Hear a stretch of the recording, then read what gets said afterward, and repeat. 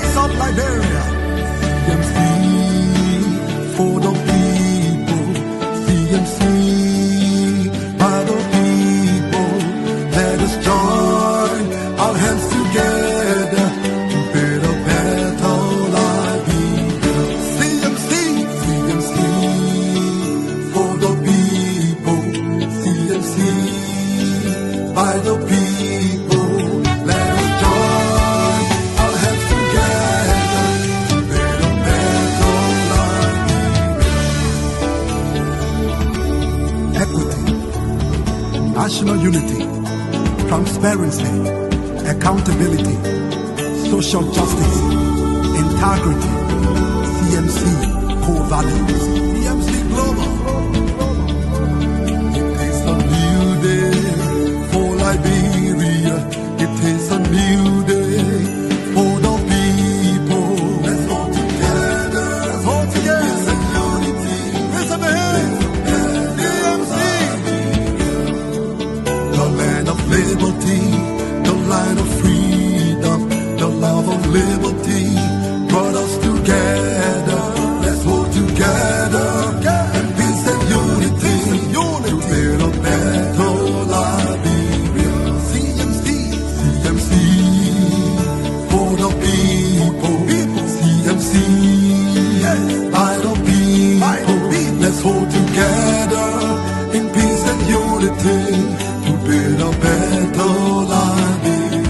CMC, CMC for the people. CMC by the people. Let's hold together in peace and unity to build a better Liberia. CMC, yes, yes, yes, the time has come.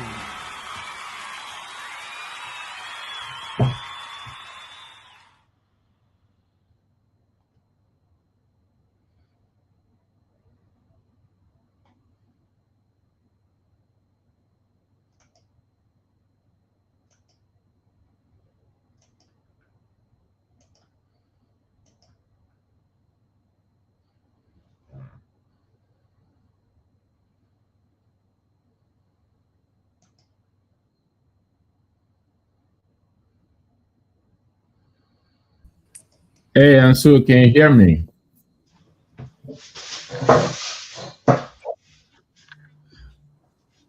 Can you hear me? I can hear you, Mr. Namwe. Okay, Dr. Richardson, good afternoon to you, and thanks for joining, Ansu. Good evening, I guess, at your end. Thanks for also coming. This is our maiden edition. Let me welcome everyone who's tuning in or will do. This is our maiden edition, our Saturday maiden afternoon edition of Liberia's Insight. We figure, weekends are usually very lazy. So we thought to come and intrude on your weekend. Bear with us, just 2 hours of your time, but we very much appreciate you joining us. This is the CMC Hour, and of course, other trending news. We have 4 core topics, just 4 of them, and then we'll let you go. Of course, you should stand by. There will be opportunities for you to call in. We want you to interact with us. The yellow machines are finally here. The yellow machines are finally here. So we'll take a quick look at how we got here. Where we came from. We came from 285. We're hearing 137. That still leaves 148 outstanding. And so we'll look at that briefly. And then we'll look at the drama unfolding between the Minister of Justice and the Liberian Senate. The Minister of Justice finally plucked up the courage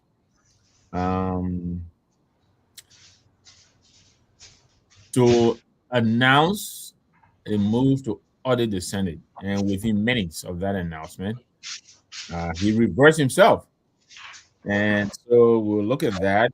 And the CMC has also chimed in on the matter. Mr. Musa Asambelete put out a statement on the redlining around the legislature. And then we'll also look at the budget again. Um, this budget, um, historic in its nature, 1.22 billion now.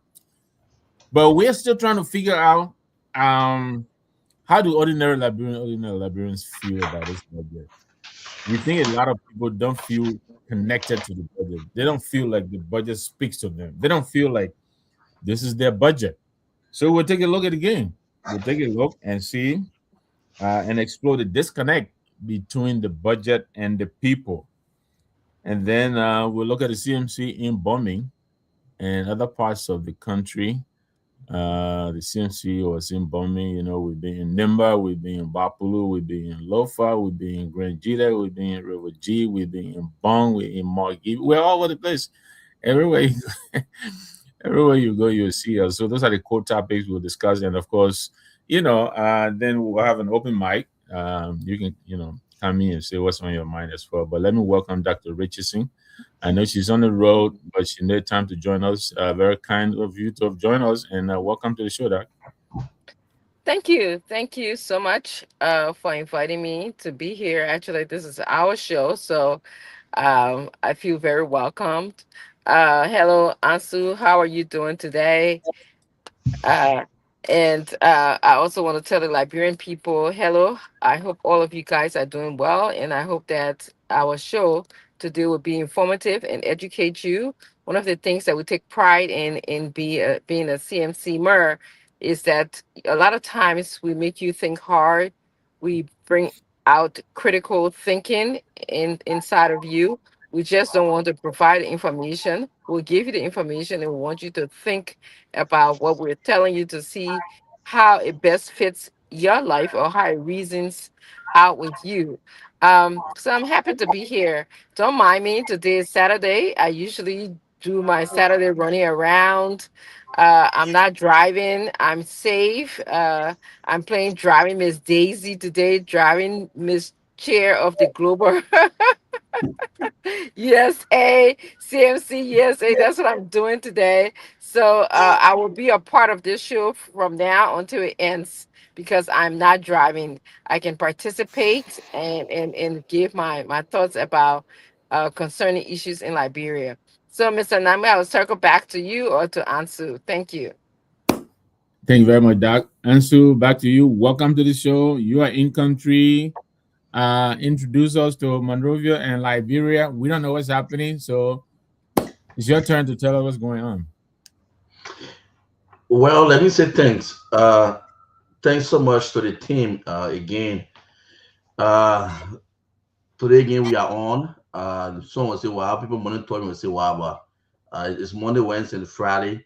But I want to inform them the weekend schedule is added now. So on Saturday, there will be here in our divorces here 6 to 8 o'clock. Back home here on a Saturday back in Liberia. Normally you notice that it's almost like family activities.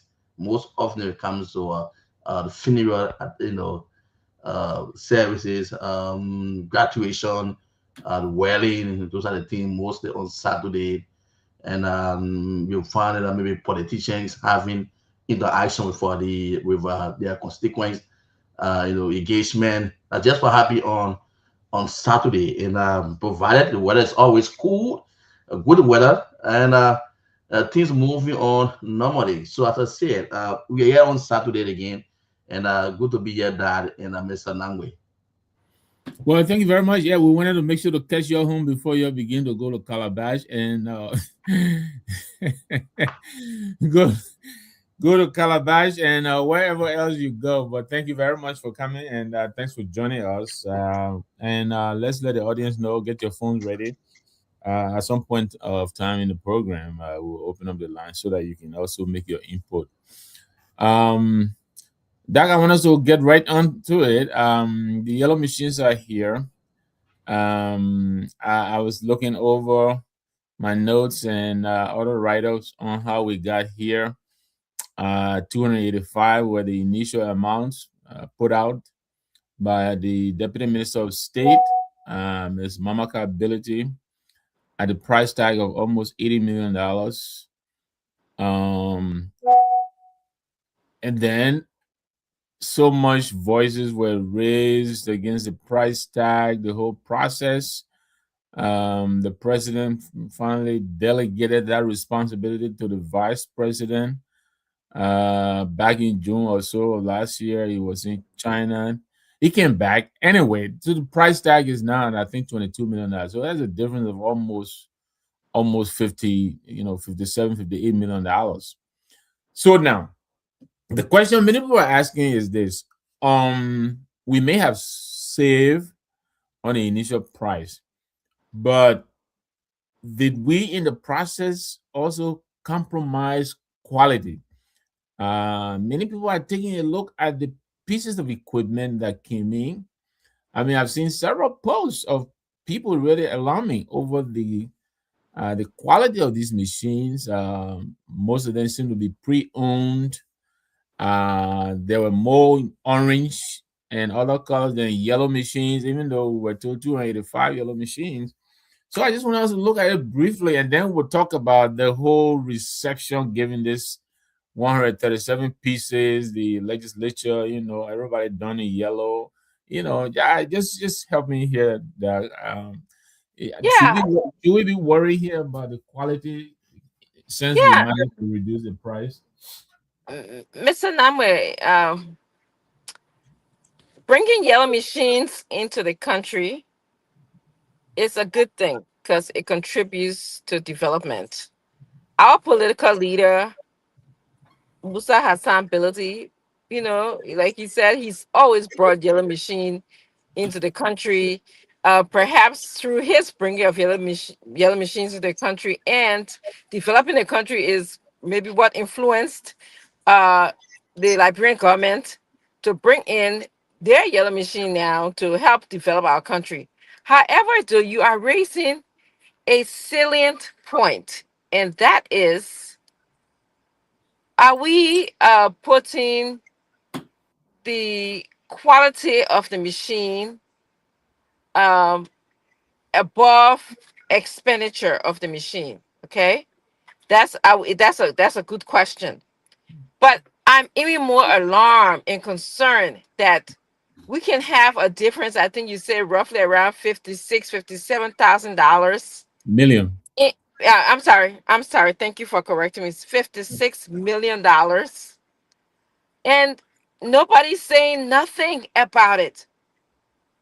How is it that you will hire someone to do a job, okay, and this person brings in this exorbitant amount, $56 million to you, and tells you that is the price, and you appointed somebody else, okay? Omaka brought in 56, 57 or so difference, okay? She brought in $285 million. I think that's what you want to tell me, right? Okay.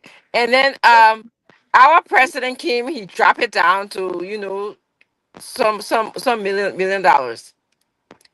And now we are here. No comment about what she said. There wasn't any investigation about, the amount that she was charging our government. Was she putting quality above quantity and above expenditure? We didn't hear a penny. Okay, a penny drop about that negotiation. All we know is the one thing from one thing the machine came to the country. Another thing we didn't get, did all of the machine go back to where it came from? Or are there some in the country? Did you see people parading to say, oh, the machines are going back to where it came from? I didn't see it. Maybe somebody else saw it, but I didn't see it. That's number one. Number two, we didn't get any feedback from our government as to, okay, this maybe the government did well and got the price to be dropped. But did we get any feedback as to, okay, why the price was dropped? Was it were they looking at quality of the machine versus expenditure? As I said here today, we didn't see anything, because in my right mind, if I on my job and told to go, which I have done that several times with Anami, I've been told that you're in charge of this fundraising project, or you're in charge of, purchasing diversity forum issues.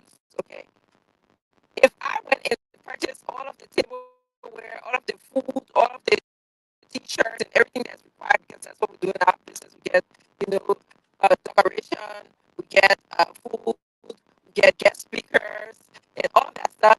And if I went and put the price at maybe $100,000, because that's what we deal with on this end, okay? And somebody came in my mind, the dean of the school said, okay, no, I'm going to put Mr. Nami in charge. Let me see what he's going to give me. And Mr. Nami comes in and said, well, I'm going to cut it down to $30,000. Don't you think the dean should be asking, when how is it that Dr. Richardson brought $100,000 to me and Mr. Nami is able to bring $1,000 to me? First, that would be the first question the dean would ask. And then the dean would be able to report back to the school, whether they use my $100,000 or Mr. Nami 30,000. You will want to know what happened, right?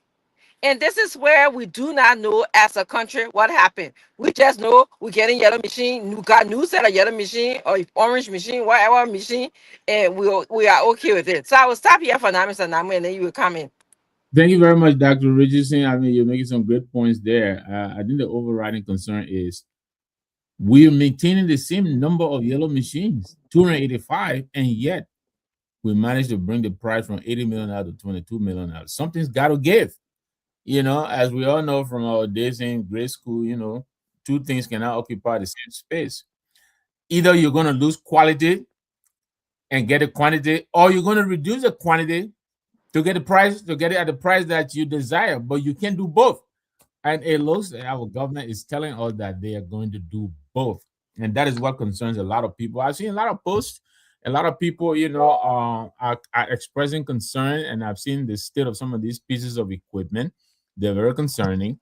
We're not knocking on them. We're not playing them far. We're not jealous. We're just raising concerns, which are quite legitimate. We're very concerned. Price over quality. Can we do both? No, I Yeah, I question that, and so let me welcome Mr. June. Give me onset. Also, my man, I call you. Didn't pick up my call, so right now I don't even know why I'm talking to you. But anyway, it's good to see. I'm waving to the queen. I'm waving to the queen, not you. I'm within the queen too. I can't even see it. Okay, I am back. But I I know when we talked this morning, yesterday you were taking your walk, so I figured you were taking your walk. But it's good of you to, Dr. Richard is on the road, so her reception is in and out. Yeah. Yes, but welcome. Thank you. Thank you. Thank you very much. Yes. So and I don't know if you were following. We have four core topics. There's a bad sound. Okay, better. It's a better Yeah, quality right now. Yes. it's Okay, better. good. It's better now. Yeah. So I know you've seen this.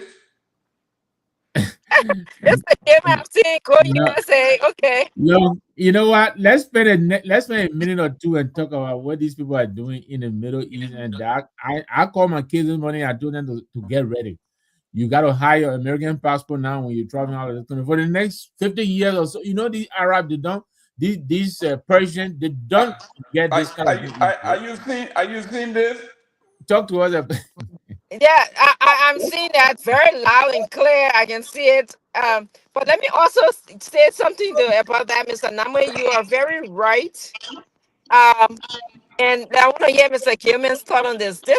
I was going to get into this, but from a Liberia perspective, democracy works by consensus and getting the people involved. Authoritarianism, or either getting a king, works by the king is the sole authority and makes decisions without consultation with anyone.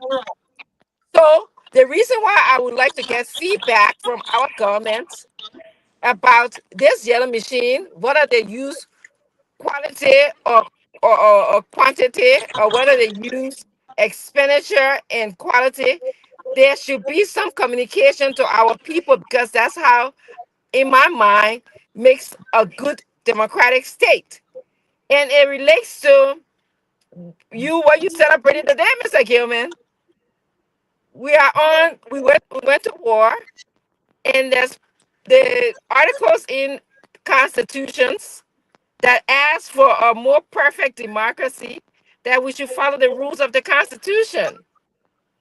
I know you probably argue, well, um, the president has certain power, perhaps to just go into a country and then do certain things. But I listened to the president's speech, and he said it was the act of war. He's not saying I just go in there to scare people. He's telling us this is the act of war. Does he have that power to get engaged in war, Mr. Naman? You can come in. He doesn't. Mr. Gilman, you can come in. He doesn't have pass on to Jerome, but the Congress has the authority to do that. He doesn't. But he's gonna go. He's gonna reverse engineer it. He's gonna go to the Congress, and then they will authorize it because he runs the Congress too. Now, Mike Johnson is not gonna say fine. So he's already in the Middle East, and Israel has joined him. And of course, they are already retaliating. If they can fight Israel and America full frontal, they will fight them sideways. So they will go into Liberia, they will go into Ghana, they will go into Nigeria, they will go into Lebanon, wherever they can find soft targets, they're going to target them. But Mr. Gamer, welcome to the show. I know you And brought the Mr. Gilman will come to the show with his red hat and continue to show us that he's winning. So go ahead, Mr. Gilman. I'm sure AB sitting by you over there, he's just shaking your head, but I don't got no drum to explain this conversation.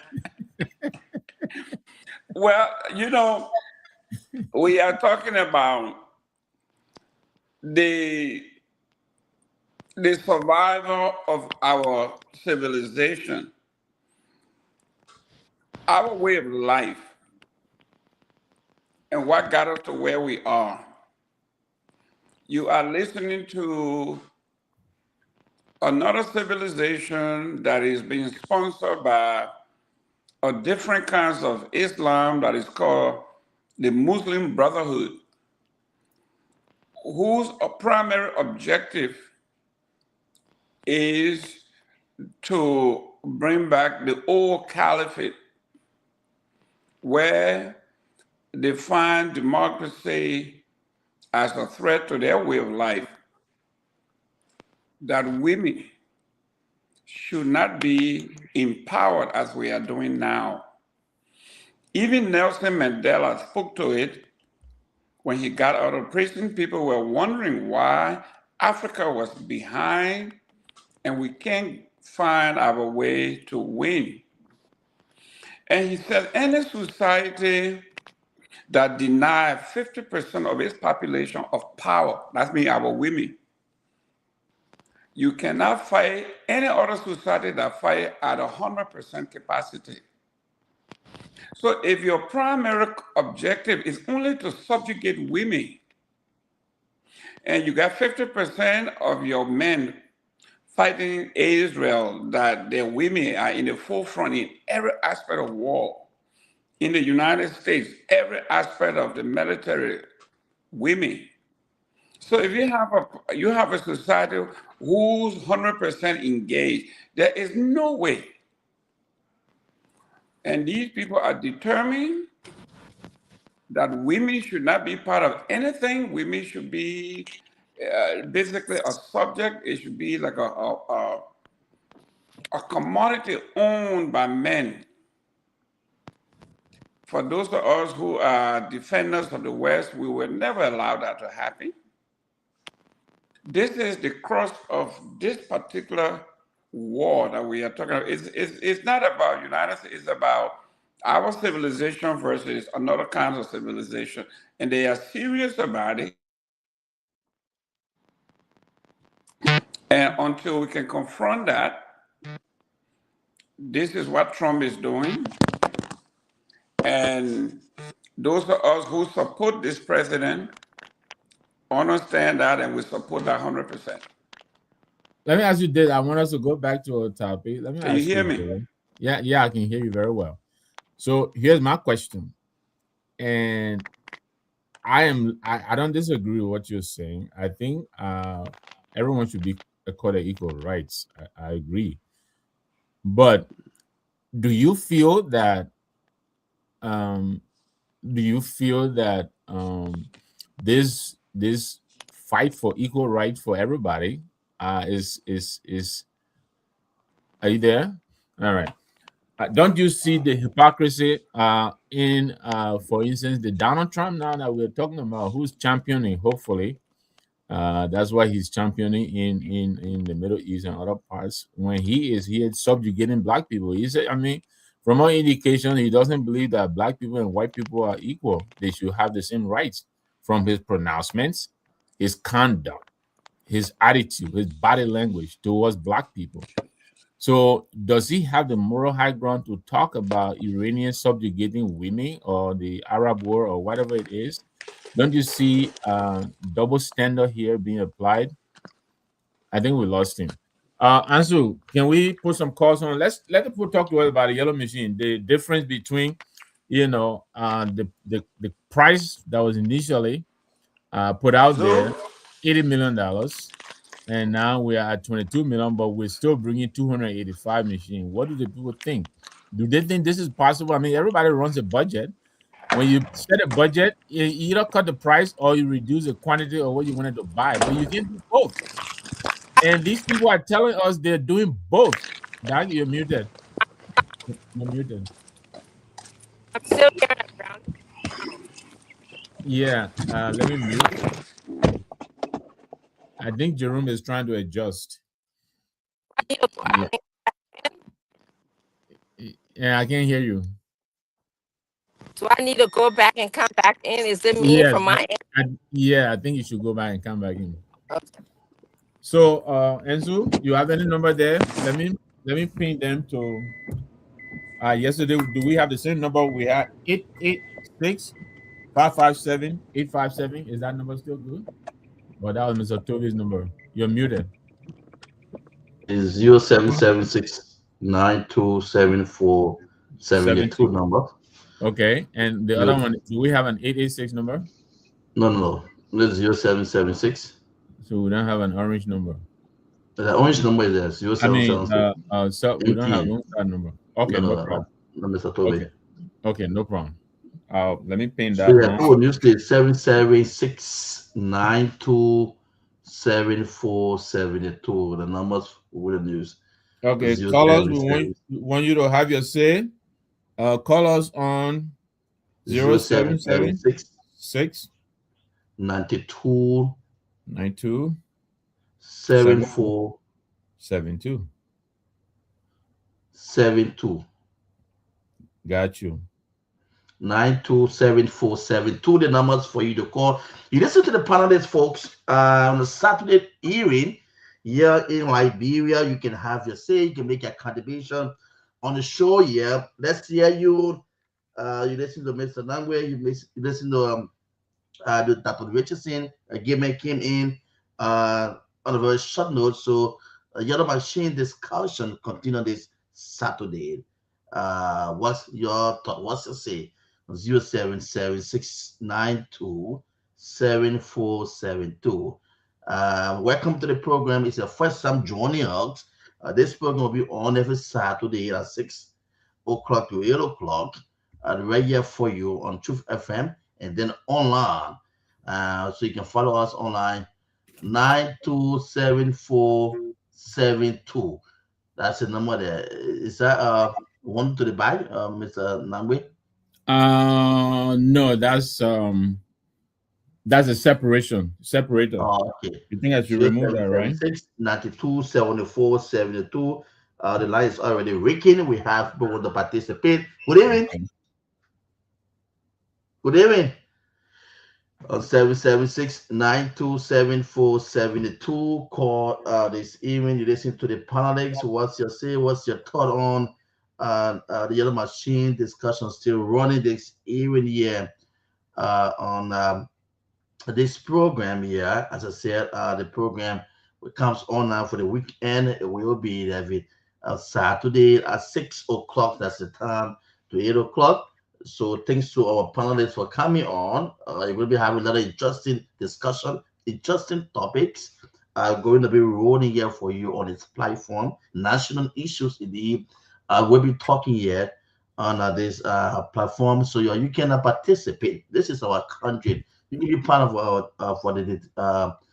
for the discussion. So you can call me now on 0776 9274 72. And callers, we want you to tell us whether we should be concerned as to whether by reducing the price of the 285 yellow machine without reducing the quantity, the number of yellow machines, do you think it's possible to get the same quality that we were supposed to pay 80 million for, that we're now paying $22 million for? That's what we're concerned about. Do you think our we're going to get secondhand, reduced quality, or do you think this is possible? This government is just so savvy. They just let Donald Trump, the deal maker. They know how to make a deal. So you think they made a sweet deal where we will still get the 285 yellow machines for the $22 million instead of the $80 million? Mm. All right. So you can call us. Let me see if I can be Dr. Richardson on. So you can call and be part of the discussion by calling us on 0776 9274 72. The numbers to call on 0776 9274 72. Let's hear from you on Saturday. For those of you finding us online, the number on Facebook, the number is also been placed on the screen. Is 0776 9274 72, or plus 231 776 9274 72. The numbers for you to call. Yeah, so we can be rolling as the calls come in. Yes. Mr. While you wait for the calls, let me quickly recognize Maurice Taylor. Maurice Taylor, you didn't tell us where you're tuning in from, but thanks for joining us. It's a Saturday afternoon or Saturday evening in Monrovia or in West Africa. Thanks for joining us. Gabriel Yellowway. Calling from my CMC corner. Gabriel, thanks for being here. Mishania, Neahn. I'm sure I'm not saying it right. I'm almost sure. But Mishak, thanks for joining us from Rehab Community in Pinsville. And of course, my boy here, James Star David, all the way from Lagos, Nigeria, the CMC chapter there, co-chair for administration. Jarvis Kazua Miete Banua. I know I'm also not saying it right. Calling from East Africa. Thanks for coming in, Jarvis. Nice of you to join us. Of course, my boy here, Kevin Passaway, our National Youth Chair, following us religiously, he says. Probably sitting on the table in a group. Yesterday, he tried to call me so that we could have a session with the group. I missed that call, my man. You owe me a call back. So don't forget that, Kevin. I'll be waiting for that call. Okay, that's all. We'll be moving on. Apparently, we don't have any callers here on this topic. Maybe many people are satisfied with this government's capacity to negotiate. So they probably trust that they will still bring out the same quality of machine for almost 3 times reduced the price. So our next topic here we have is, let me see here. Let me check my notes real quickly. Our next topic is the Senate audit drama. So, when the Honorable Musa Hassan Bility, a month or two after he entered the legislature, he's been championing this call to audit the legislature. And I think many people will agree that there is so much money that goes into this legislature. So, and there just seems to be no accountability. They don't seem to be responsible to anybody. Nobody seems to ever have, the courage to call them out. And so, Mr. Bility has been championing the call to audit this legislature. He wrote several letters. He made several proposals. Nobody seemed to want to listen. And then, finally, we understand that the Minister of Justice, out of nowhere, well, we thought until we read the opinion piece from Mr. Bility, which we will read here, he announced that he was going to audit the Senate. Within minutes of that announcement, he reversed himself. So that we'll go into that. But let me bring up what Mr. Bility said here about that. So here he said, and what he wrote, he called this the constitutional red line developing around the Senate audit and the Justice Ministry's interference. And bear with me here, people. When I entered the Capitol building, this is Mr. Benedict giving the historicity of his involvement in the audit. The very first action I brought to the House's floor was a call for an audit of the legislature, not once, not casually, not symbolically. I called for it repeatedly in writing because accountability must begin at home. So Mr. Benedict is setting the stage. So he said, at some point in 2024, the General Auditing Commission, acting pursuant to Article 89 of the Constitution and the General Auditing Act of 2014, commenced a compliance and financial audit of the Liberian Senate covering 2018 to 2023. The areas to be audited included unsupported expenditures running into millions of dollars in United States dollars, millions of Liberian dollars in United States dollars. These people are spending off budget. Payments made without adequate documentation or proper procurement procedures. Disbursement not reconciled against approved budgetary allocations. Weak internal control mechanisms. Failure to fully account for public funds entrusted to the Senate Secretariat. So those are the areas of concern that the General Auditing Commission was going to look at. The finding after the audit indicated as unaccounted for or unsupported expenditure require further forensic review.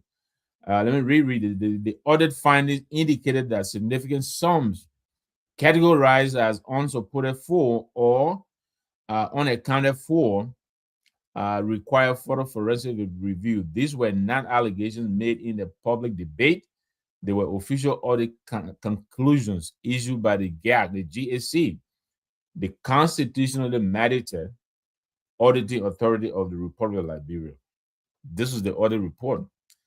The audit concluded that there was a need for a forensic review of the expenditure procedures at the Senate. Subsequently, the Justice Minister took what appeared to be a commendable step by retaining a private prosecutor to examine the audit report and documentation. The country welcomed this. The Liberian people were proud. It suggested a seriousness and independence. It suggested that no institution will go beyond review. People were hopeful.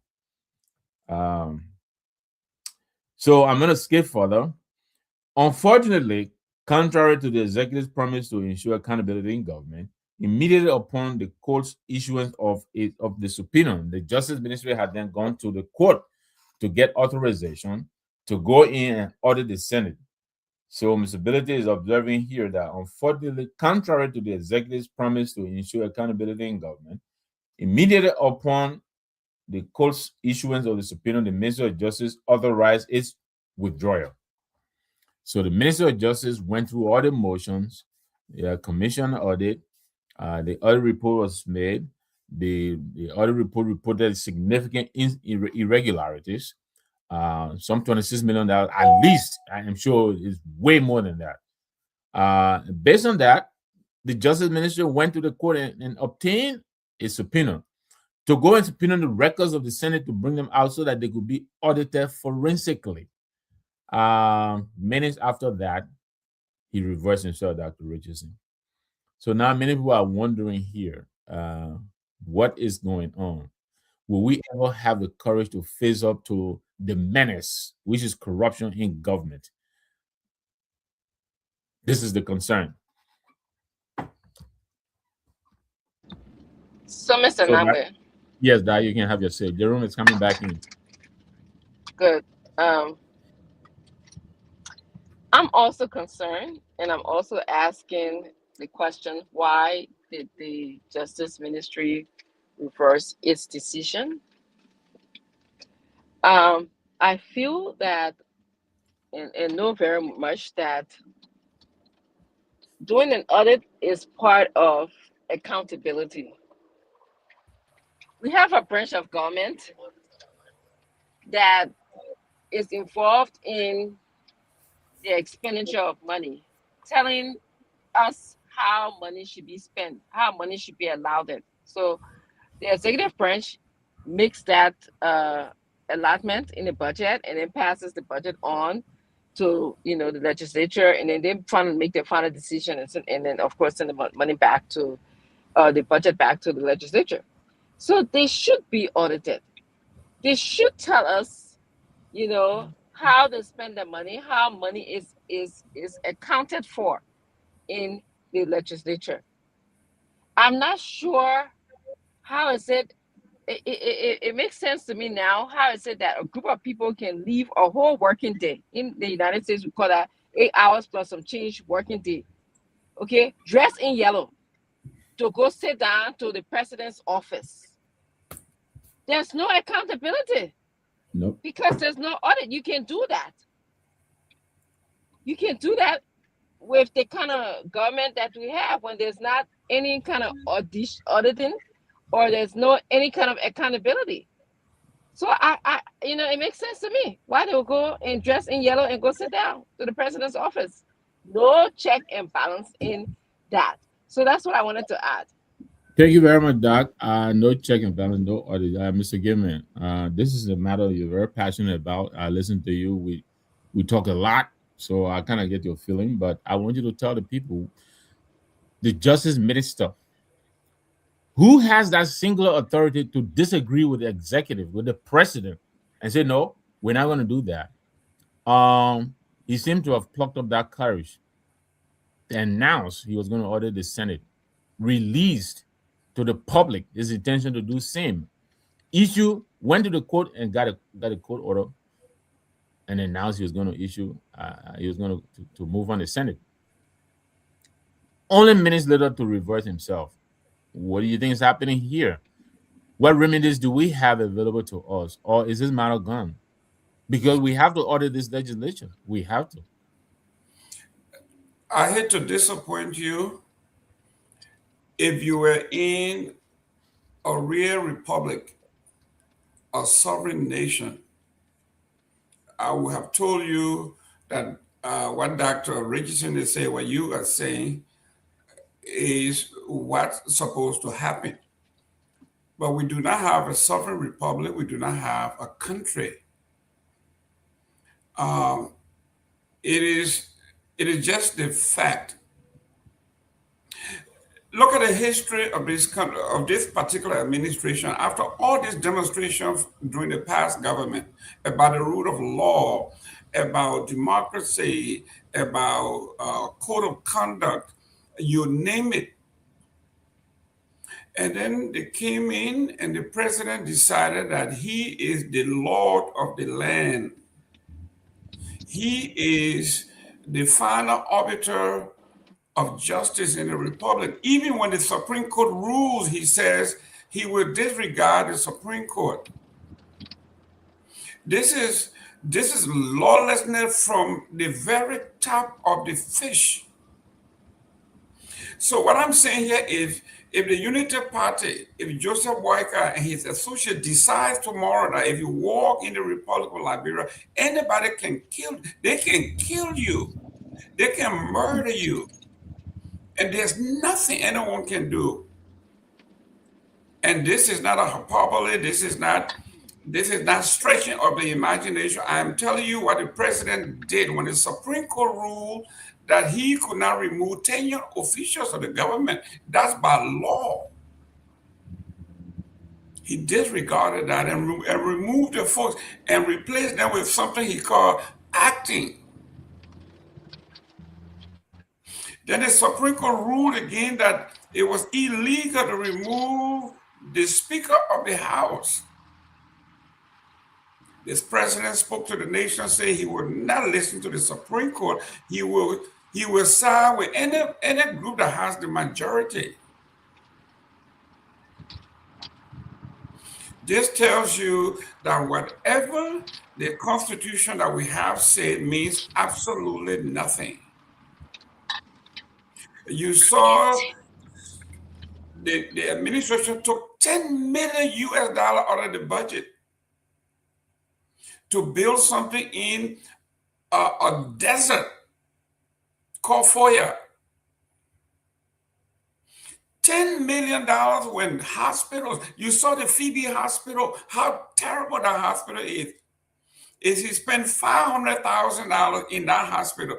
The maternity center, the delivery room, it would be upgraded. But instead, they took $10 million to go and build something for the president. What did the president say? Have I known, I would have stopped this. But now that you know, what are you doing about it? Just recently, they were breaking ground for another 20 million justice ministry. So these are folks that have very little regard, no regard for the Constitution, for the rule of law. As evidence, when you and I came from that meeting, people from the other embassies were saying, why should we encourage someone to come to this country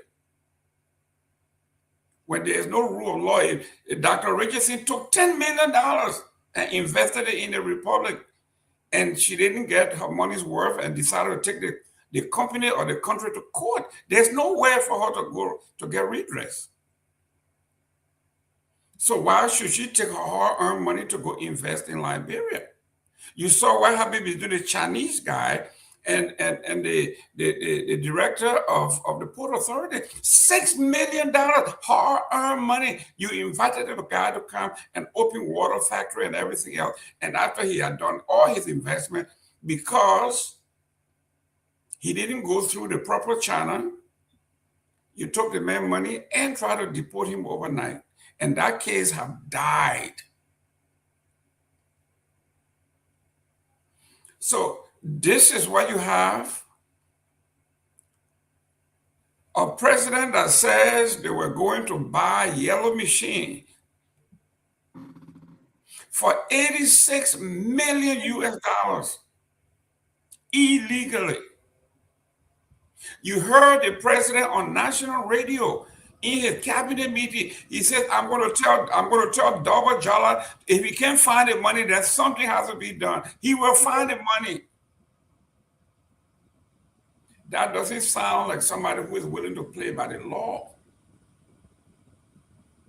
So I would like to end by what Ma Ellen, the former president, said: you are on your own. Yeah, indeed, looks like we are on our own, but we're not. We have remedies available to us, but thank you for the input. Look, we're not gonna leave this matter alone. We're gonna pursue it through the CMC. We are going to go to court. It looks to me, if we have to. But we're going to audit this government. We're going to audit the legislature specifically. The justice minister, unfortunately, inadvertently exposed additional remedy available to us. We now know what is possible. If we can go to the court and obtain that subpoena, we can do same. We're going to pursue this matter. This legislature is going to be audited. We're not going to back down. And this is going to segue us into our third topic, which is the eating show, the eating budget, same budget we're talking about. Again, all of this off-budget spending, the list of infractions identified by the GAC, no accountability, no mechanism in place, no authorization sought. People just spend money. This is what the CMC was talking about back in November, that this is an eating show. So, Ansu, you're back there. I sent you a short clip. Can you play that for me, please? The one I just sent you, if you're back there, Ansu. The CMC is reporting, is now calling out or highlighting the fact that people don't feel connected to the budget. They don't feel the budget represents them, and these are some of the things we're talking about. $26 million going in breeze, apparently. The legislature appropriated unto themselves almost $51 million. That's an average of about $495,000 per person per year. And it is not rocket science. You just take 51 million and divide by 103. You come up with almost $500,000 that each of these guys are walking away with, you know. And then there are all the other benefits. The speaker's office alone, beside all days, you get over $500,000 just for entertainment. I'll see you back there if he's not. But this is the eating show budget that the CMC was talking about. Let me see here. I thought he uploaded that. But back in November, we highlighted some of the problem with this budget, and now I will pass it on to you, my panelists. So we have said here. Oh, okay. So here is it.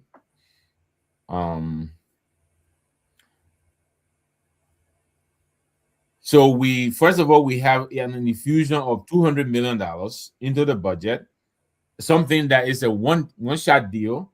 But this money, according to the CMC, $200 million comes from a one-time payment by ArcelorMittal. You want to ask yourself, can a nation be built on a single windfall? What does that mean? The $200 million, what do we do with it? We took it and increased the benefits appropriate to each of the offices. So now, the CMC is it. For this budget, because of that infusion, our previous budget year last year was $880 million. But because of this, the budget has gone up to $1.2 million. The budget for the following year, 2027 and 2028, shows a dramatic reduction, a drastic reduction. This is how we're planning. You get an infusion, a one-time windfall, and then you increase the budget. And then, of course, there is a steep decline for the next 2 budget years because that money is not going to come anymore. It's a one-shot deal. Now, Mr. Gilman, you are a businessman. Just tell us, if you run your business on $1 million and somebody comes and give you $450,000 because maybe they wrote you in their will, and that this money should go to your business, what would you do with this money? Are you going to go out and buy more vehicles for your business? Are you going to go and buy more armchairs for your business? What would you do with this windfall? Just like the government got $250 million and $200 million one shot deal. Look, anybody who has a pulse, who can think. You and I, we are here. Dr. Richardson here. Everybody's here. Let's look at our nation as the parent. We are the parent. Everybody here invest in the future. Dr. Richardson, myself, yourself, we do all we can to make sure that the next generation is even better than us. So we invest in the future. We invest 20 years, 50 years down the line.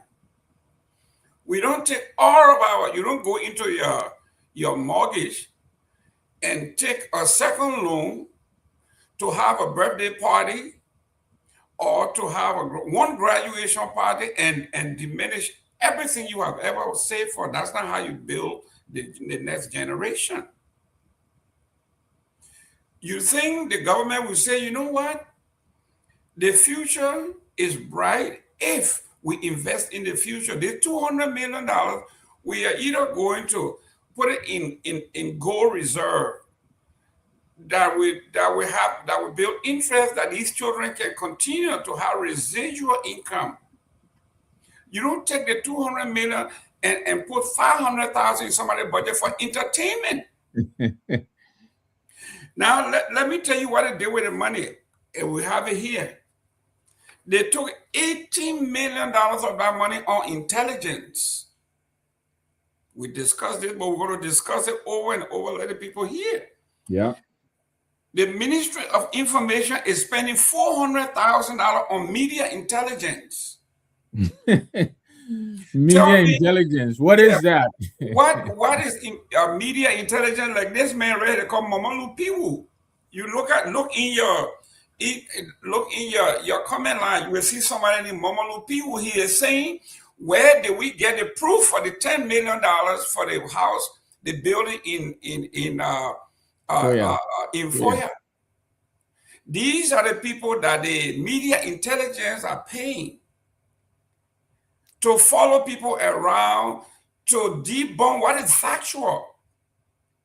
The president himself agreed. We seen the building go up. He was there. We saw it.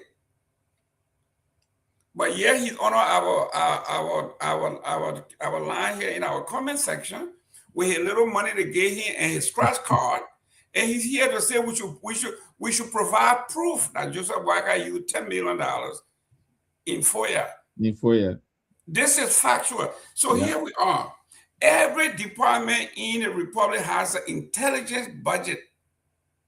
Now, if you are a member of, if you are the Minister of Information, that's supposed to be giving Dr. Richardson, you, myself, the information that is available. Then within that, you hire a private agency to follow people around to see who is commenting for you to debunk that, even though you know it's true. And Mamalu P. is here saying we should provide a proof that there's a building being built in Foya that is called $10 million. This is in Dr. Richardson's area. This is the Stockholm syndrome. He is blaming the victim. We are the victim. We should feel sorry for the perpetrator, people who are killing us, raping us. We should feel sorry for them and blame the victim. That's why he say here, the victim. The victim should prove that you are victimized. Like this government is doing to the Claudia Foundation. Give us information that you use to build it so we can persecute you. You want me to incriminate myself because you are on a vindictive sprawl all over the place. So Mr. P is saying we should provide a proof. We should provide a proof. Like those things they call yellow machine. We know there were no yellow, maybe four or five yellow machine. Everything were red trucks. Let me give you some stats, Jerome. Thank you very much. Why we bring Dr. Richardson? Dr. Richardson, Mr. P say where we're getting our numbers from. Let me tell him this. In this budget that just passed, the legislature increased their budget from 41 million to almost 52 million, Mr. Peewee. That is in the budget. You want the facts. The legislature, the 103 people, they're taking 52 million out of the budget. That is a fact. The national security budget was increased by 44% from $151.8 million. Increased to almost $152 million. That's this national budget security. What do we need that kind of money to do security? What is the security doing in Liberia? You tell me, Mr. Pew, and whoever believes in what you believe. So that is a fact. The bureaucracy in government consumes over 27% of the budget. They went from $350 million to $329 million. Go figure. You wanted the numbers. We're giving you the numbers. These are from the budget that the government put out. This is not made up. This is the CMC analysis of the budget that the government put out. Bureaucracy in government, right? This lubricant here, this gas slip over here, this jolly trip over there, from $315 to $329 million. And guess how much they put in the budget for agriculture? $13.6 million. Sir, you still want proof? We can give you proof. You want more proof? We can give you proof. The FOIA project that my friend is talking about, because the state-owned enterprises, according to your own president, he's our president, he was elected. According to our own president on ELBC radio, go and find a tape. He said that place is being built by the state-owned enterprise, the SOEs. That is why they are not contributing to the budget. Amos Toet, LPROC, Sekou Dougle, NPA. These people who are generating money, we're actually giving them money in the budget. They are not reporting. They're not contributing nothing. Why? Because they're contributing to such pet projects as the project in Lofa or the $20 million that the Minister of Justice is about to build. So, Dr. Richardson, I will pass it on to you. Our friend here, one else will give in fact, you think when we come on here, we just come here and yap yap. We don't know what we're talking about. So you go and look at the budget, sir, and come back again. As we'll be willing to provide you with the information. Absolutely. It's such a pleasure being on the show with, two astute gentlemen who speak with facts. You guys have given enough information that is very factual. You give him a place that he can go and check for the record. Go look in the budget. You'll find, the information that you provided. So I'm thankful to be here. But you said something very interesting, Mr. Nama. You said that Liberians are not feeling this hype that, this government is saying we increase the budget to, $1 million. We increase the budget to, $1 billion. I'm sorry. So they're not feeling this hype. And the reason is that the most important things to our Liberian people is the agriculture, as you just said, was one of the lowest percentage of money that they gave to our people. And we know that our people have done agriculture since time immemorial for a very, very long time now. Okay, that's something that we could have elevated in the budget so at least our people could feel. I mean, sincerely, I'm not talking about giving grant to people who already have money, to build up their farms. I'm not talking about that. I'm talking about going and looking at the women and the men in our country that are struggling to make ends meet in the different towns and the different villages that are making, their little markets with the food, the cassava farms. Okay, that's what I'm talking about. And so when we have a budget where the people are not feeling, they're not getting residual income, like Mr. Gilman said. Take that $200,000, use it for the next generation or the generation that's coming. Let them be able to feel, okay, the estimator gave us this money, this one-time payment that's coming from our mineral.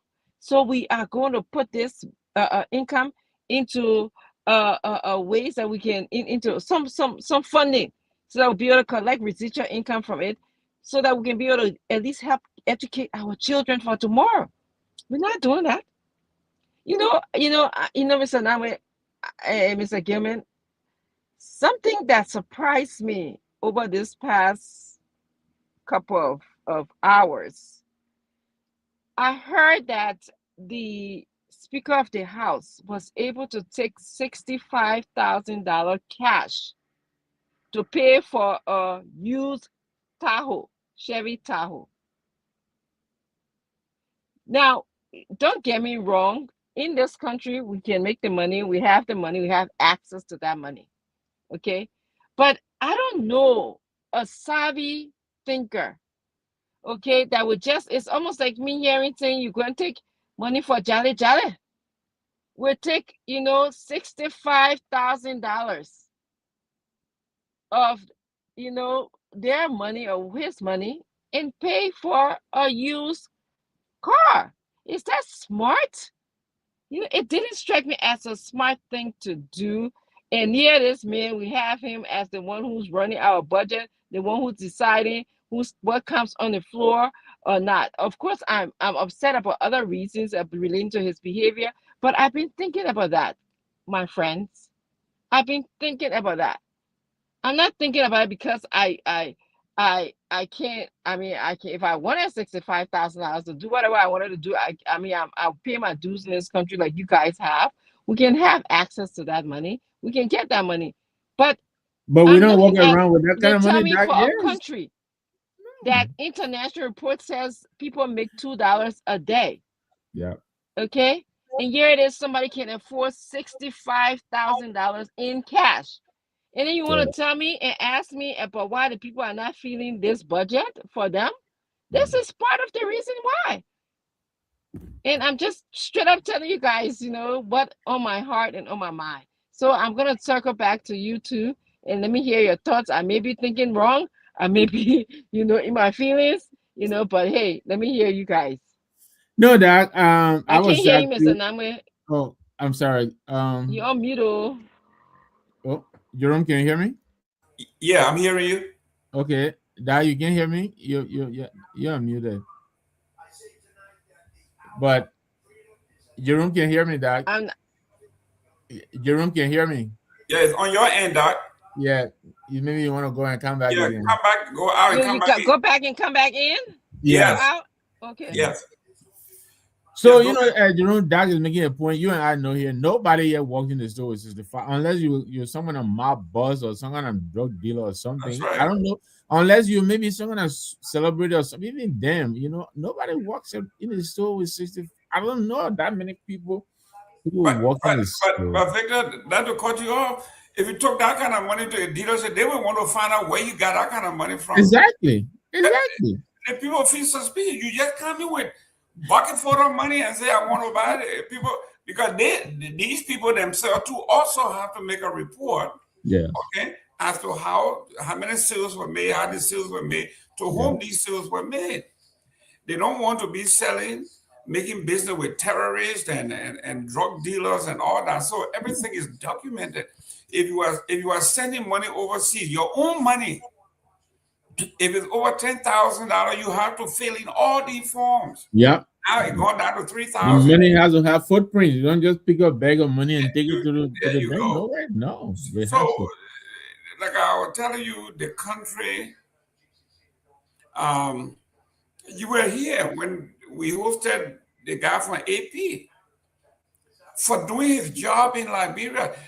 A car with dark windshields were following them around, try to intimidate them. This is the kind of Gestapo kind of country that we are in, and they don't want anybody talking about it. You're done. And then you ask yourself, Ansel, let me know, or Henry, when that clip is ready. It's a short clip, but this is the point that Musa Asambidity of the CMC is making. How many people in Liberia can walk around or walking is in the car or walk to a car dealership with $65,000 or whatever it is? And this is the disconnect between the people who call themselves our leaders and the ordinary people. Um, we've cast these big budgets, $329 million on bureaucracy, and the bureaucracy includes entertainment, a budget for such guys as the speaker, and that is why he is able to walk to a store with $65,000 in his pocket, and go and pay somebody. When, like you rightly pointed out, Phoebe Hospital is on the verge of collapse. They can't get gloves, and they can't get mattresses. They disconnected the drying machine. People have to wash clothes and dry them, manually because they can't afford a light bill. You know, when you have an official of government, an individual, you know, $65,000 in his pocket walking around. So we're arguing that our people have to feel the budget. They have to feel the impact of the budget. And some of the things we are proposing include there are 73 districts in the country, 73 electoral districts. Is it going to be too far fetched to take $1 million and give it to each of the districts and tell them, you go to your district council meeting and decide on if I give you $1 million, what are you going to do with it? They bring that and we vet the proposal and give them the $1 million, and let's see what that's going to do for the district. You do that for 2, 3, 4 successive budget years. That's an idea to look at, But that way, I think the people will feel a part of the budget. They will know the budget represents them. The budget was written for them. But right now, as it is, very few people are feeling the impact of the budget. And so I think you guys might be ready. If you are, let us know. We see you sharing your screen. If you're not, let us know. We're also open to taking a few calls if there are any calls coming in. You said Henry was trying to cue that piece, the clip. Let me know, answer if you can hear me. But Doc, welcome back. I know you're Yeah, on the road, so you're struggling a yes. little. Yes. Thank you for saying that. I'm sorry, guys. I'm on the road. I'm It's actually okay. to get some peace and quiet. I'm actually sitting in the car. so it's a little hot here Did you and throw then Mr. picking Did up. you throw Mr. Richardson out? You told him to get Yeah, I out? told him to get. He's No, there. He went. He no, told. no. He's actually. He threw her out. She's in the car. Yeah, exactly. But there's a lot of noise where they are, and I don't want to be the talking, guys talking, all of that stuff. And tell them me just get out. Yes, yes. But Anyway, yeah, yeah, while you were gone, we were just elaborating a little bit more on the observation that you made. We're still talking about the disconnect between the people and their budget. The budget is supposed to service the needs of the people, but how many of our people can really say they feel the impact of the budget when one individual is able to walk to a store with over $50,000 cash? I mean, even here that I mean, Jerome and I were hard pressed to name more than two or three people we know in our circle who can do that. And then when you do that, you gotta leave paper trail, footprints. How you got the money? They both have to know you can just bring cash into the bank. yeah. I'm so glad you guys are feeling the way because I know a lot of people are gonna get upset because they will say that somebody's prior money. What do we have to do with this? But you know, when you read about our country and you understand and you visit the country and you see the hardship in people's faces, Yeah. and you see that they tell us that this country survives. Our country survives on maybe $2 a day, but yet one person, and you can see when you're in a country, can walk into a shop and spend $55,000, and it relates back to the budget. Okay, yeah, maybe perhaps you save your money, to accrue up to $65,000. But you're right, we will see paper trail. You will Yeah. know that Dr. Richardson has been paying this amount. And you will ask me if I'm audited, Dr. Richardson, what is your income? What is your expenditure? So I can show you, okay? Mm. You are a public servant. At least I can say we are all private citizens here. But and I'm not jealous. It's not out of jealousy. It's just I just kept on thinking about that. You know, that's a lot of money, people, to That's a spend lot of on money. even a decision to make on a used Tahoe. It's not spending, like you said, on something like a gloves for the country or making a donation. Like you saw the school that I just posted in our chat room. You know, what, $65,000. If I, as a person, could donate that to that school to remodel that school and rebuild that school, assess the teachers, making sure that they're getting the great teachers for our future generation. Do you know what that could do for our country?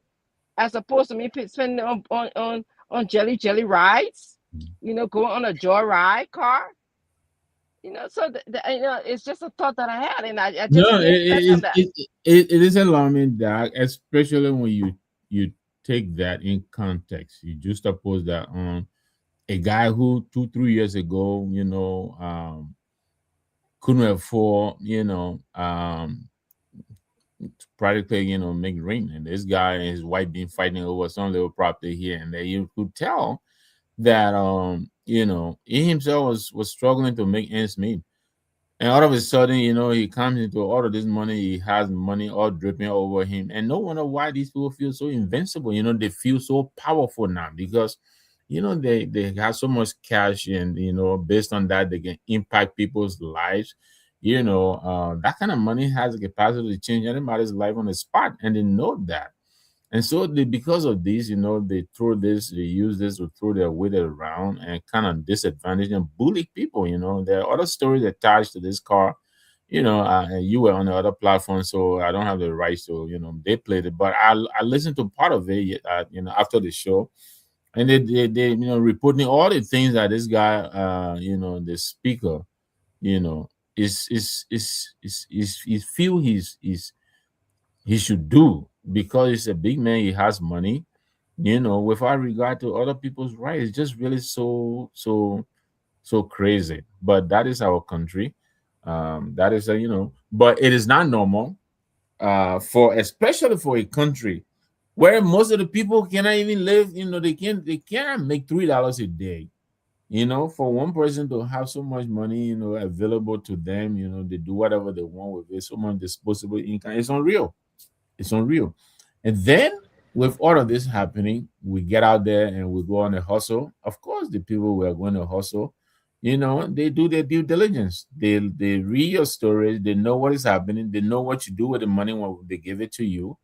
So there is always a tendency to say, okay, we hear you, but go come back. You know, this government almost 3 years now, they're having problem attracting any kind of significant private investment into the country. People don't trust that they will use the money wisely. I don't know if they don't understand that. And so, Jerome, I don't know if you have one last piece to say on this before we move on to that. I thought we had a clip, but the point that Musa is making, which we are making with the CMC, is that this budget, as it is being executed, it is not representative of our people. It is not representative of the hopes and aspirations of our people. The 99% of our people do not feel the impact of this budget, and the CMC is going to change that. We wanted people to feel the impact of the budget. We will find a means so that the budget, it trickles down or it filters down so that our people feel the impact. That's what the budget is supposed to be. We're going to turn this budget upside down on its head. Instead of taking $329 million for bureaucracy. And what is that? Lubricant here, gas slip here, generator fuel here, travel allowance here, charter jet here. We're going to turn that upside down. 152 million at the security. Security for what? What is the security? Are we at war? I mean, so we're going to change this, but if you have one last thing to say on that, Mr. Gaiman, on the budget and this disconnect to our people, the ordinary people, why the speaker is spending over $60,000 on a vehicle. Yeah, but this is what I was saying. You keep referring to Liberia as a country, as a nation. No, it's not. This speaker here, can you imagine? They say he was teaching accounting at the University of Liberia. Can you imagine this man teaching accounting at the University of Liberia? They call him Professor, not well, he named Professor Cohen. That's his name. Hey. Yeah, Be careful with the number. Cohen, don't call him number. I think he got knocked in our knee somewhere. So there's something wrong. So, can you imagine this man was teaching accounting and business at the University of Liberia? Yeah. A university where there are no seats for the people to sit, for the students to sit. A university where there's no bathroom, where the girls have to go behind a house. That's the man now. You think? I think even you and as poor as we all are, the little place that we stay, where we sleep, where we call home, where we work, we try to do the best and make it presentable. So when guests come, after you have worked all day long, suffer on the weekend, if you want to entertain some friends and family, you can have a little comfort. You think this accounting guy would say, this place where I have worked, these young folks I have worked for all these years. Now that I'm in charge of the budget, I'm going to make sure that this university is well funded, that these bathrooms are well designed and rebuilt and everything. No. But it's all about self-aggrandizement.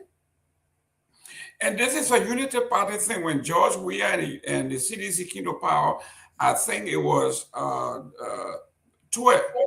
They said they have gone, they were wondering why Metal Steel and the big corporations were not paying the bill that went to them. And the people told them, the United Party saying the president came, they took 2 years of our taxes in advance. This is what Joseph Walker is doing. That $200 million that they have taken, that money should have come gradually over several years, but they have taken also. If Joseph Walker leaves office in 2030, right? Anybody else if it's Musa ability that comes to power in 2030, there will be no money coming in from the econ section because they have taken the money in advance. Yeah. The taxes have been taken in. You hear what they said? By next year, there will be a drastic drop in the budget. They have taken all the money in advance. That $200 million should have been over maybe 10 years. 50 million, 25 million every year, so the folks can, the economy and the people can generate and benefit from it. But they have taken it all, like you said, a windfall, right? Yeah. They have taken it all today. Then tomorrow, And for what? Yeah. for Well, themselves. when are Look, they adding the kids in the kinder store? You know, look you at get this. it. $18 million, Yeah. $18 million on intelligence in 1 year. $18 million on intelligence. Multiply that over 6 years. Yeah. That's almost 20 million, 2 times 6. That's almost $200 million. $200 that we spent on something called intelligence. Do you know what $200 million can do? I rest my case. Yeah. Absolutely. Yeah, and if I can just add, Mr. Go ahead. Nami, that's why we call that budget issue budget. Yeah. Because they took the $200 million to increase the budget so they can say, "Oh, we the first did." We have a group of people that in power that like to beat their chest and say, "Oh, we the first people who did this, we did that, we did that." It's like it's crazy. It's Yeah. really crazy. Crazy. Let's welcome again Ayiti Williams. Thanks for joining. And of course, our friend Momolu Piwi, who was questioning us. But it's nice of you to join us. Spread the word. We're here. We're talking about the government. We're speaking facts here. So, and Jerome, you brought up the CDC sympathies to the people, I think, of District 9 or 7. They lost the former lawmaker, Solomon Josh, I think a day or two ago. Apparently he may have suffered a cardiac or heart attack. I know he had announced he was going to be on the ballot in 2029, so he really had no intentions of retiring. Just briefly, I don't know if you met him, Jerome. I knew him from a distance. I think he was around the Front Street or Camp Johnson Road area when I was in school. I lived around there. We met in several groups here and there. We sat down together and talked, but we were not really close. So I knew, I recognized, I knew him, but he was very controversial.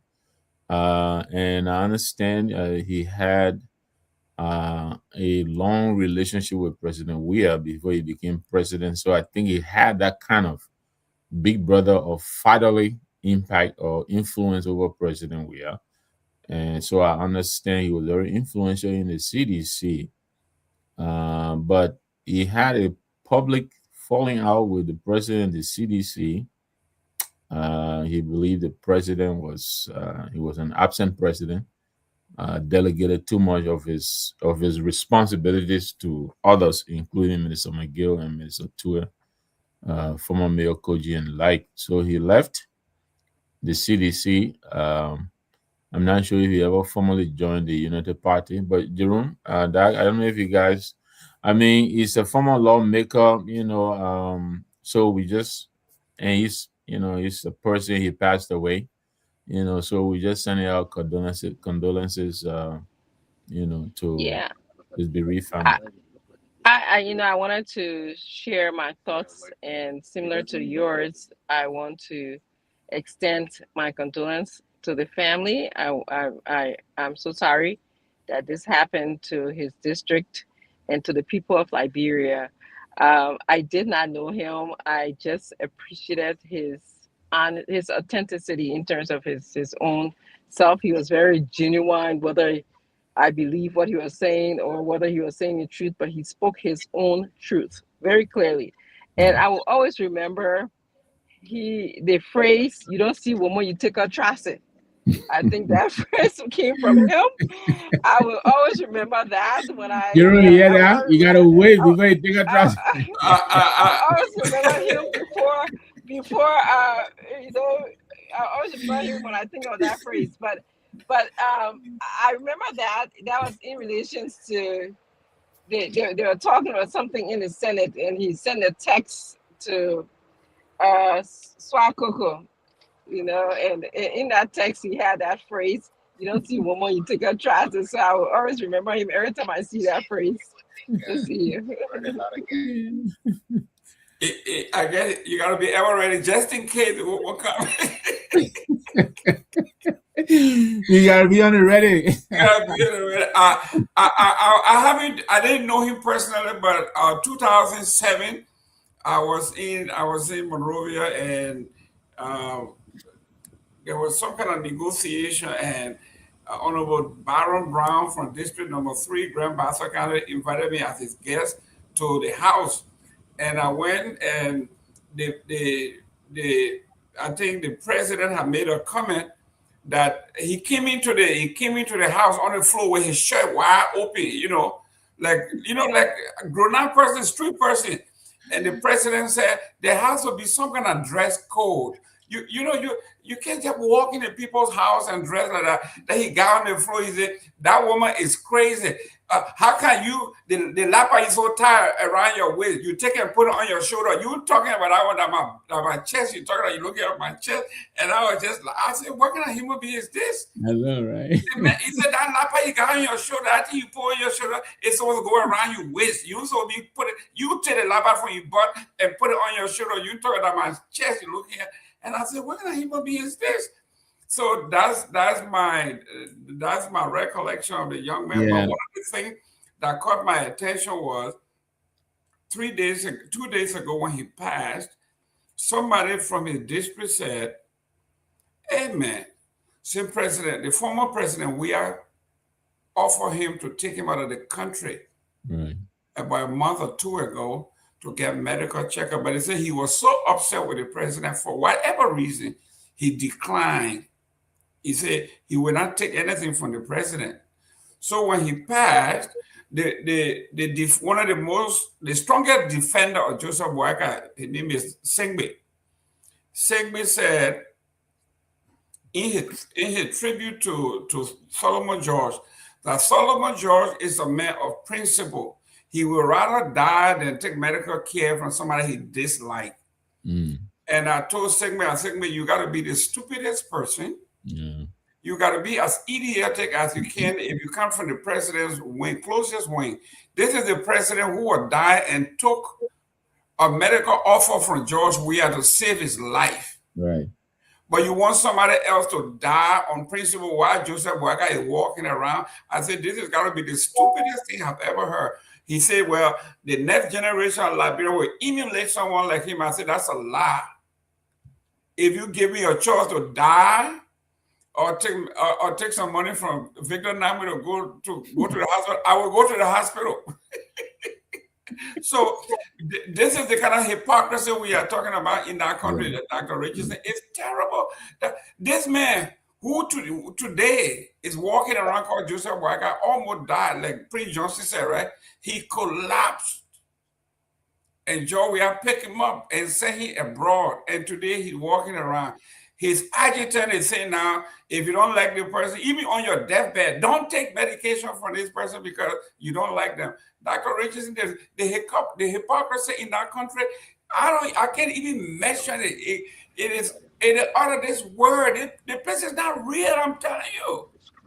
Yes, I can see. I mean, I wish he could have included in his sympathy message that they should spend more money on healthcare, where people won't have to leave the country for every little thing.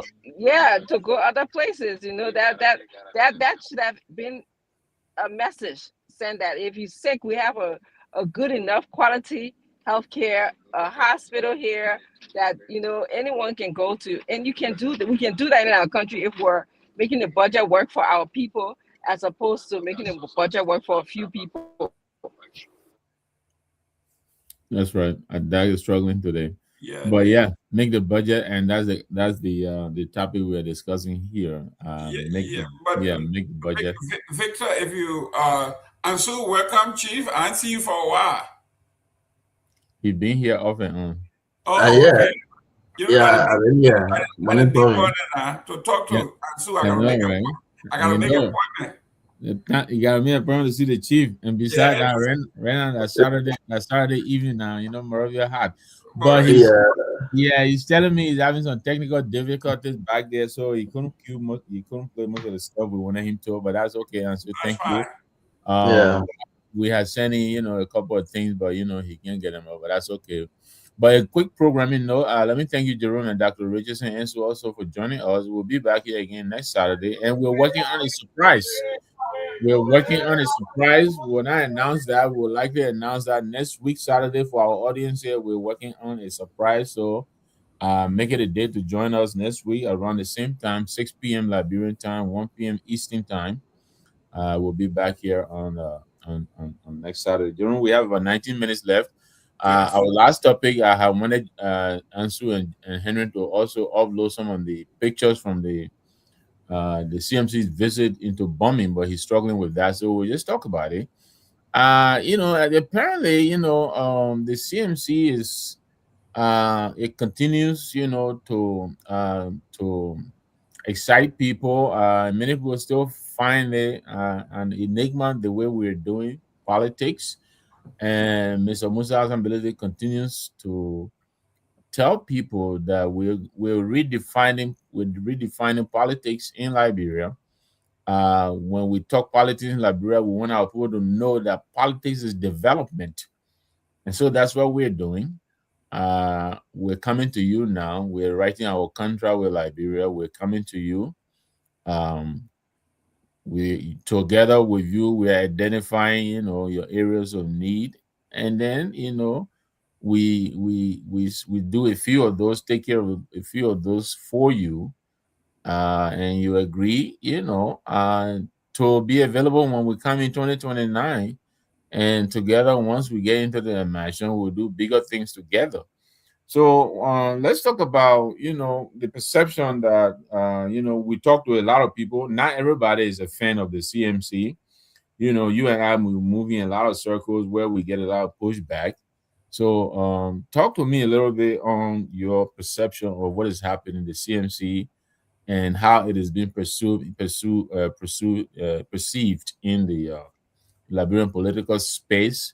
I hear a lot of people talking about Vanisha Mokin, he did it, Mel Jones came, he did it, but I don't think they did it the way the CMC is doing it. So what's your take? Now we have, yellow machines coming, the president going to the vice president going to the southeast and making all kinds of commitments.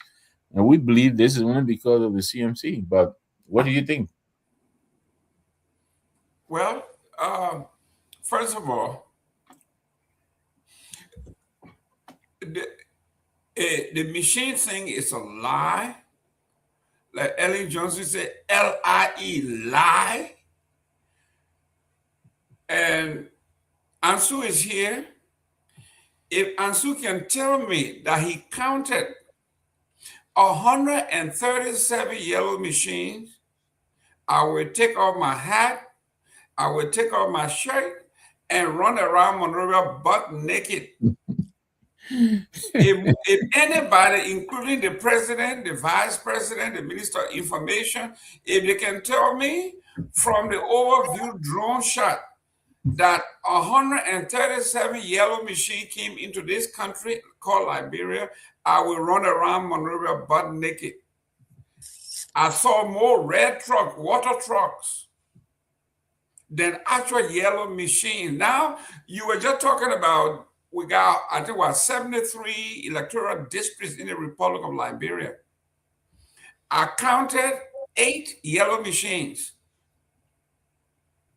I counted 8 yellow machines and counted about 100 red trucks and other little things moving around. We do not even have enough yellow machine for Monserrato, much less the entire country. Yeah.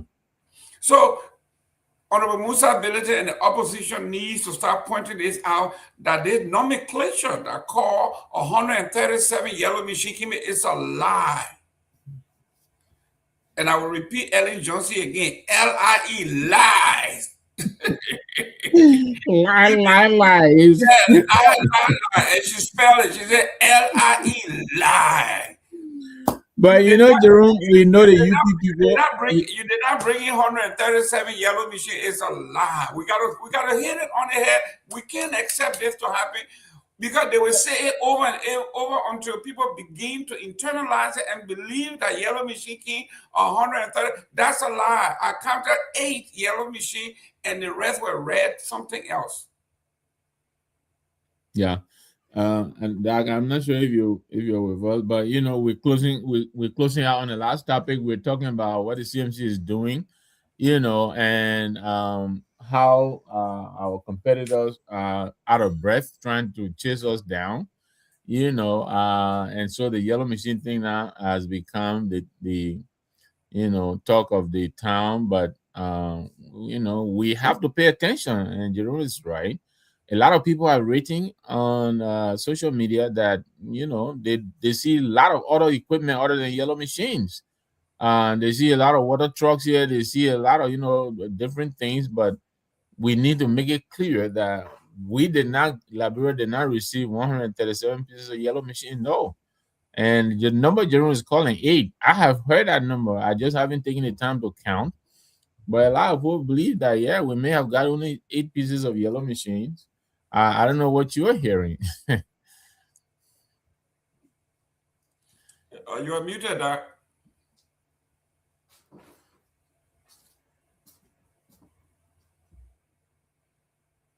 We still can't hear you. Okay. She said she's going to come Yeah, out of.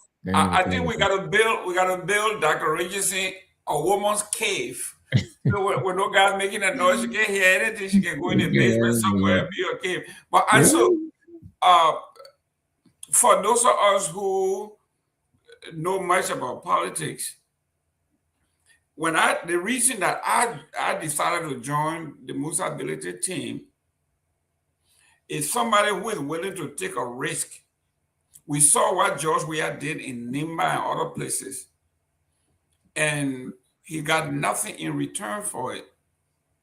This man is spending his own money with no guarantee, but he's taking the risk. He is saying, I trust the Liberian people. They've been crying for years for roads, for bridges, for this. If I do it, I want to trust that they will, in return, appreciate me, which is a major risk. But what else? What other choices there that he could have done? Nothing else. So he is putting his faith and his trust in the Liberian people. That's why some of us join, that we have to do it this way.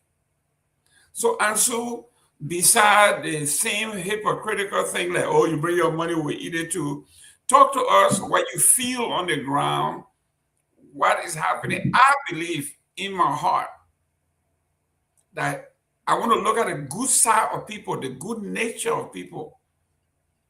That when I'm hungry and you feed me, when I have nowhere to sleep and you give me somewhere to sleep, at some point I have to appreciate what you do. Your take.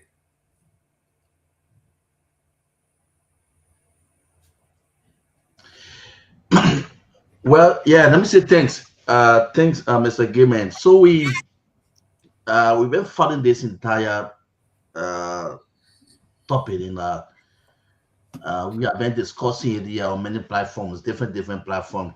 Yeah. So like you said, it's so difficult and challenging when you take state power and when you go in people to where you have people say, oh, you lie to come to power.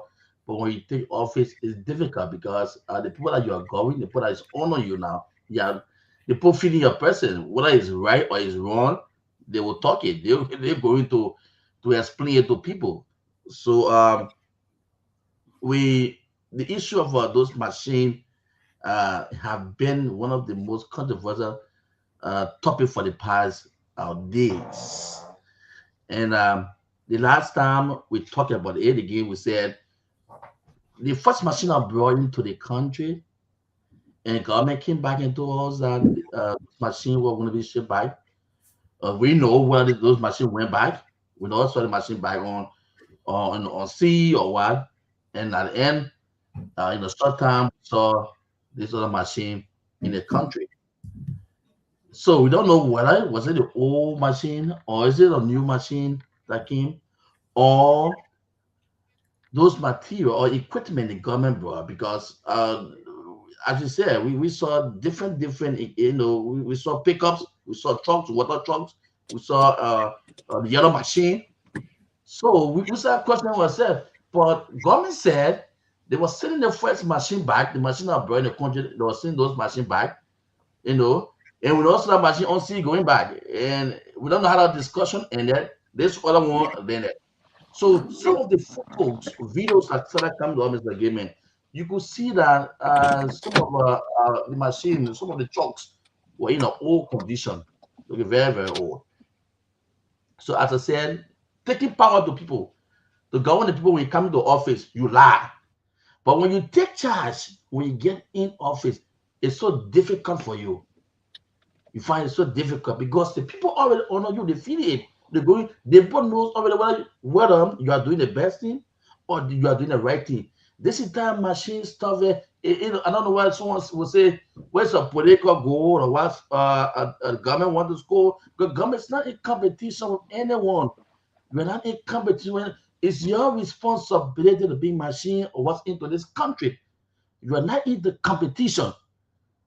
So a lot of controversies around this machine. Do you know that the 2026 budget that the Ministry of Public Works was captured into that 2026 budget?